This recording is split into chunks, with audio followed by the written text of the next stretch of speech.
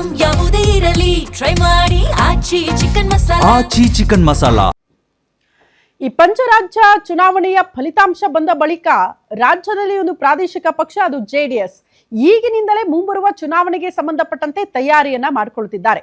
ದಳಪತಿಗಳು ಸಖತ್ ಆಕ್ಟಿವ್ ಆಗಿದ್ದಾರೆ. ಪ್ರಮುಖವಾಗಿ ಸಮಾವೇಶ, ರ್ಯಾಲಿಗಳನ್ನ ಮಾಡೋ ಮೂಲಕ ಪಕ್ಷ ಸಂಘಟನೆಗಳ ಆಗ್ತಾ ಇರೋದನ್ನ ಗಮನಿಸ್ತಾ ಇದ್ವಿ. ಇಡೀ ರಾಜ್ಯದಾದ್ಯಂತ ನಿಖಿಲ್ ಕುಮಾರಸ್ವಾಮಿ ನೇತೃತ್ವದಲ್ಲಿ ಪಕ್ಷ ಸಂಘಟನೆ ಆಗ್ತಾ ಇದ್ದು, ಪಕ್ಷದ ಸದಸ್ಯತ್ವದ ಜೊತೆಗೆ ಯುವ ನಾಯಕರನ್ನ ಸೆಳೆಯೋದಕ್ಕೆ ನಿಖಿಲ್ ಪ್ಲಾನ್ ಮಾಡಿಕೊಂಡಿದ್ದಾರೆ. ಜನರೊಂದಿಗೆ ಜನತಾದಳ ಕಾರ್ಯಕ್ರಮದ ಮೂಲಕ ನಿಖಿಲ್ ತಂತ್ರ ರೂಪಿಸಿದ್ದು, ಜೆಡಿಎಸ್ ಗಟ್ಟಿ ಇರೋ ಕ್ಷೇತ್ರದಲ್ಲಿ ಆಕ್ಟಿವ್ ಆಗಿರುವ ಯುವಕರಿಗೆ ಪ್ರೋತ್ಸಾಹ ಕೊಡೋದಕ್ಕೆ ಮುಂದಾಗ್ತಿದ್ದಾರೆ. ಯುವಕರಿಗೆ ಅವಕಾಶ ಕೊಟ್ಟರೆ ಪಕ್ಷಕ್ಕೆ ಹೆಚ್ಚು ಲಾಭ ಅನ್ನುವಂಥ ಲೆಕ್ಕಾಚಾರ ಇದ್ದು, ಉತ್ತರ ಕರ್ನಾಟಕ, ಕಲ್ಯಾಣ ಕರ್ನಾಟಕ ಬಳಿಕ ಹಳೆ ಮೈಸೂರು ಭಾಗದಲ್ಲೂ ಕೂಡ ಆಕ್ಟಿವ್ ಆಗಿದ್ದಾರೆ.